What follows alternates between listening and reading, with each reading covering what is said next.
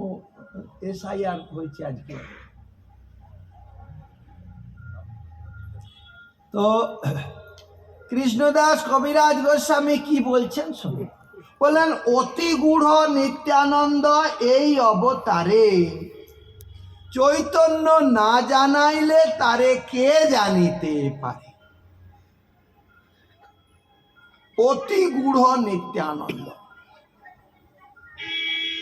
গূঢ়, গূঢ়তর,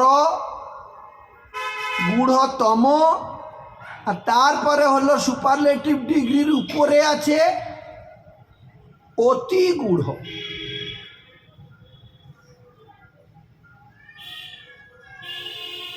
অতি গূঢ় মানে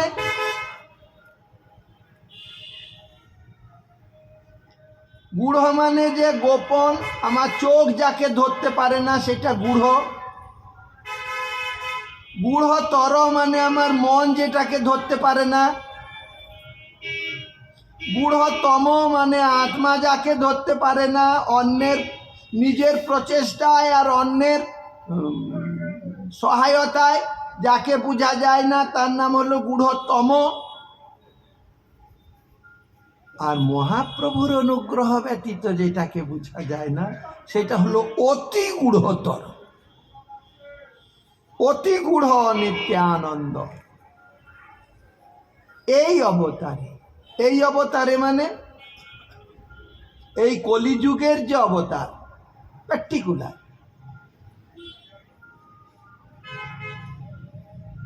মহাপ্রভুতে আর এই কৃষ্ণেতে আর বলরামে একটা হোমওয়ার্ক করেছেন, নিজেদের ভিতরে আন্ডারস্ট্যান্ডিং, নিজেদের ভিতরে বোঝাপড়া করেছেন। কি বোঝাপড়া করেছেন না, পরীক্ষিত মহারাজ আর সুখদেব গোস্বামী ওরা দুজনায় যখন ওই শুক্রতাল ক্ষেত্রে ভাগবতী কথা বলছিলেন তখন কৃষ্ণের প্রেস্টিজ হাম্পার করা একটা কথা তারা কই হালাইছেন। কৃষ্ণের প্রেস্টিজটা হাম্পার হয়, কৃষ্ণের আত্মসম্ভ্রম মর্যাদাতে আঘাত হয়, সেই রকম একটা কথা বলেছেন। কি কথাটা? মুক্তিং দদাতি করহিচিত স্ম ন ভক্তি যোগ।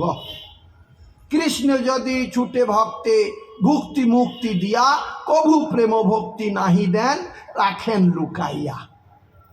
এইটা কৃষ্ণের সামর্থ্যের নিন্দা, যেটা অর্জুনকে বলেছেন নিন্দন্তং স্তব সামর্থ্যম তত দুঃখতরং নুকিম। এর থেকে আর কি দুঃখতর থাকতে পারে? যে সম্পত্তি কৃষ্ণের নিজধন, সেই সম্পত্তির প্রতি তাকে কঞ্জুস বলা, দেয় না, শুধু দেয় না তাও না, দেখতেও দেয় না। কেননা ওইটা চকচকে উন্নত উজ্জ্বল রস, সেটা দেখলেই সবাই বলবে আমাকে দেও, চাইবে, ওই জন্যে দেয় তো নাই, রাখেন লুকাইয়া মানে দেখতেও দেয় না। এইটা সুখদেব গোস্বামী পরীক্ষিত মহারাজকে বলে ফেলেছেন। যেমনি বলেছেন তেমনি কৃষ্ণ বলল, হ্যাঁ আমার প্রিয় সুখ, আমি তাকে দাঁড়ে বসিয়ে বেদানা দানা খাওয়াই,